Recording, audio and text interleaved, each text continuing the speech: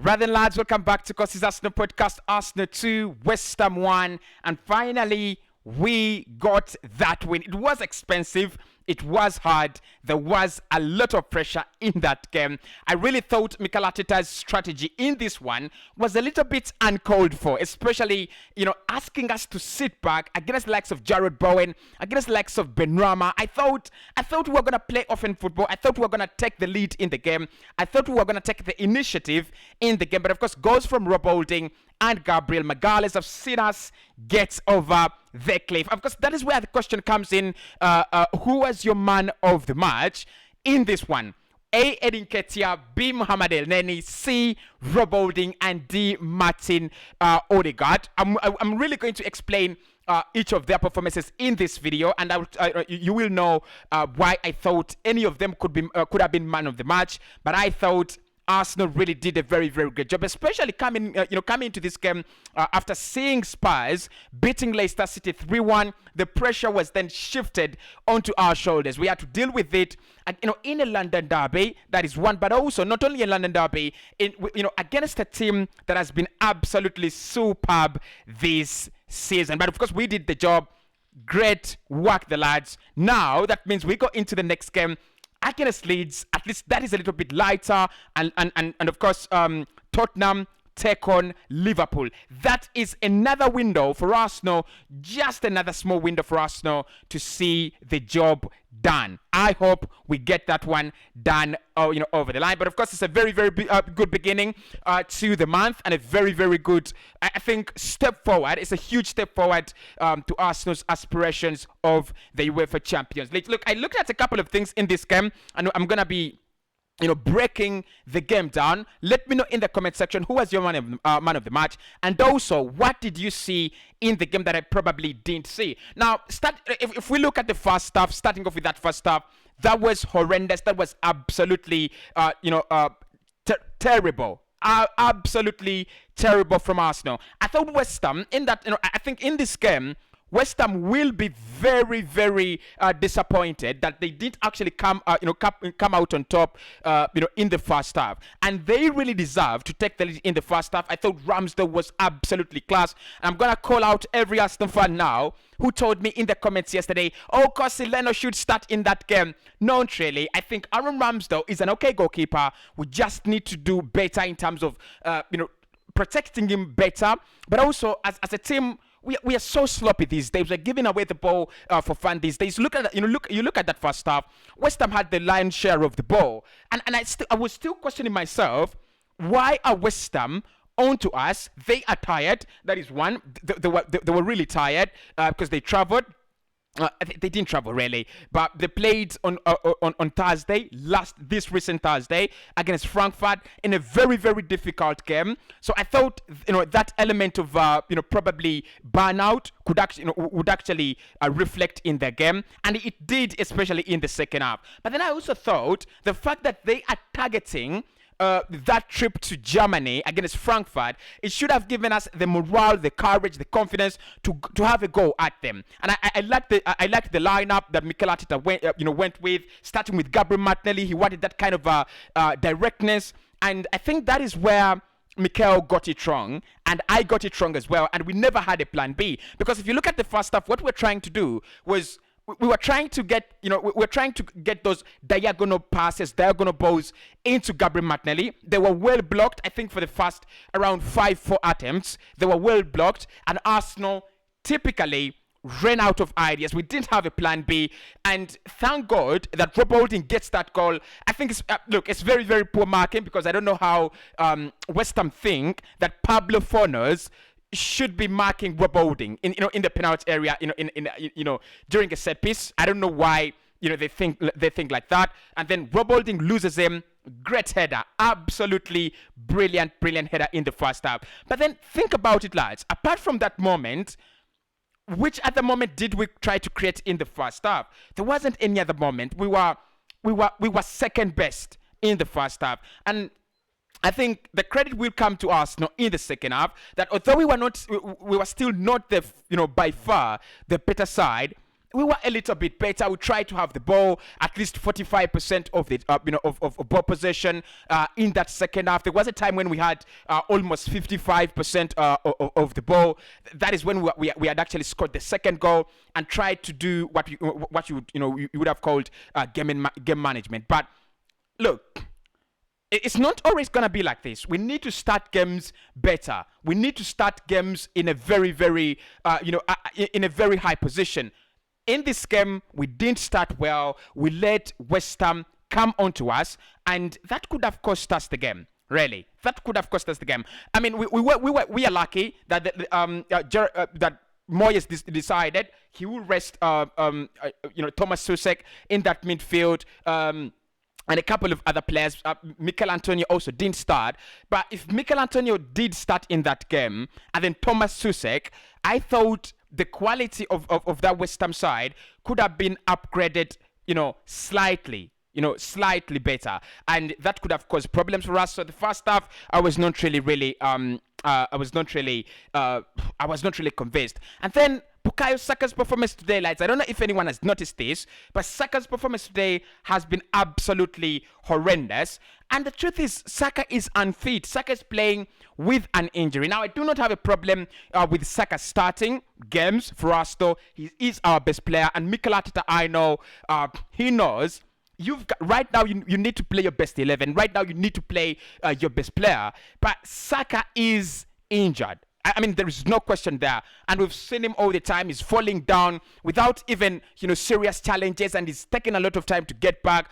You've seen him. He's not committing into challenges. And when a player tries to commit into a challenge with him, he pulls out. He was absolutely horrendous today. And what I don't understand with Mikel is at 65 minutes, Saka goes down.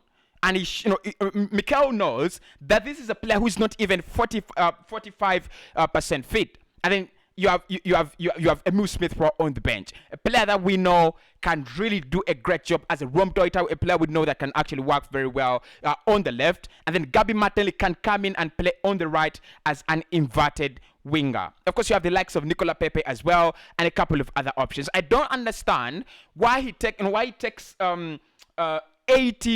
almost 87 minutes to take off Saka with an injury. Yes, yet we still have the North London derby coming up. We still have Newcastle coming up, and Everton. Everton today have beaten Chelsea, and Newcastle yesterday literally, took points away from Liverpool. Those are very, very hard games, and they're very decisive games. So I thought that was really poor for Mikel.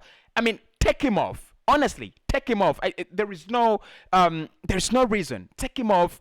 76 minutes, take him off, bring on Emil Smith Rowe. I thought, because again, Saka was not in any way impacting our game. If you look at what we tried to do in the second half, we tried to sit back, just not to provide any kind of space behind our blocks, which were a 5 and a 4, actually a 5 and a 3. And what we wanted was to have these outlets in Saka and Eddie Nketiah. But throughout the second half, Nketiah has been brilliant. You could see the only outlet was Eddie Nketiah because he was running into spaces, providing spaces for balls to be played into, and then he was giving Katsuma a lot of our time. Saka, not really, not the Saka, but of course it is the injury. So actually, for me, for the Leeds game, I would not start him, and I will do my predicted lineup, and you'll see it. I would not start him in the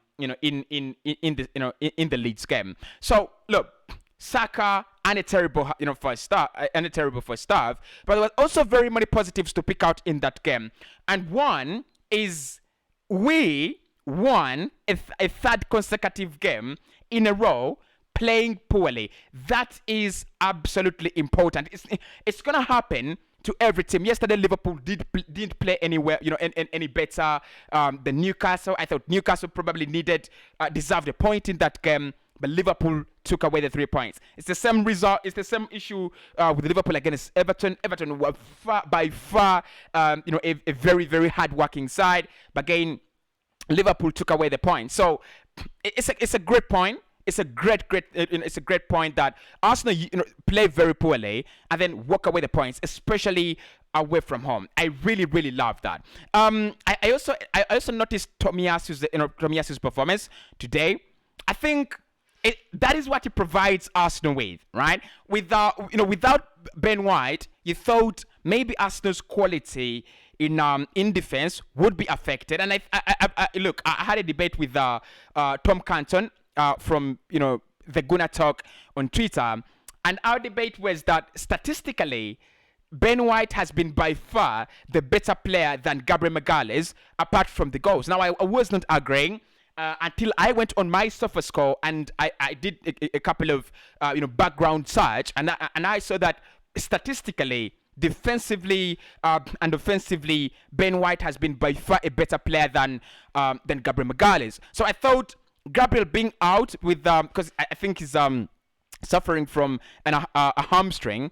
I thought the fact that he was out, it could have affected Arsenal in a very, very bad way. But then Tomiyasu, what a player he is. What a player. I mean, today he played against one of the very dangerous players inside Benrahma, because we know the quality Benrahma brings to the table. We know how much of a technical player, how much of a quality player he is, and what he can do on the ball, especially when he meets players 1v1. And in the first half, I thought Benrahma tried to do that, and I think 2 or 3 times, and then he fell out, right? And that's why it was, in the end, it was easy for us to defend against West Ham, because all we had to do was you have to stop Declan Rice, which we did a very, very poor job throughout the 90 minutes. We didn't stop Declan Rice at all. But what we did though was, apart from the first half, I thought we stopped Jared Bowen in the second half,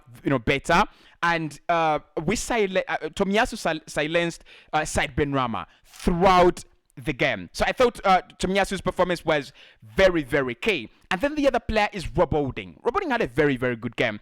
Look, it's not even the goal, but before we scored, Rob Holding had around 3 very important blocks for us. And then when we scored, it was even better. Look, I think the presence of Ben White in the team has just created that kind of awareness to him that to play in this side, to break through this side, you need to be patient because this existing duo is really doing magic. But then also when you come in, you need to prove a point. And look, that is the kind of team we've always wanted. You want Rob Holding to come in and then perform as good as Ben White. I don't think it was as good as Ben White, especially given that his ball playing abilities are not that good. But defensively, he was solid. He was absolutely solid. Very many important blocks in that game. Very many tackles. And I think his positioning has improved a little bit. You remember when I was calling him out last season because Raheem Sterling and Jota were jumping higher than him and winning headers over him. Sterling is as short as a coin, so is Jota. And I said, look, this is unacceptable. You cannot be losing aerial battles to Jota and Raheem Sterling. And this season, he's been a little bit better. I think he's evolved in terms of aerial positioning and aerial strengthening. He's committing into challenges. He's committing into tackles, and those commitments are really, really clean. So look, Rob Holding for me, lads, is my man of the match. Honestly, my man of the match. I can't really say much. But one thing I'm gonna say as we end the video is today I think Xhaka was not that good, and I'm not really gonna speak about it. But I think Xhaka's lack of concentration is the reason as why we barely created today. If you go back and rewind that game and watch it again, I will watch it again as well.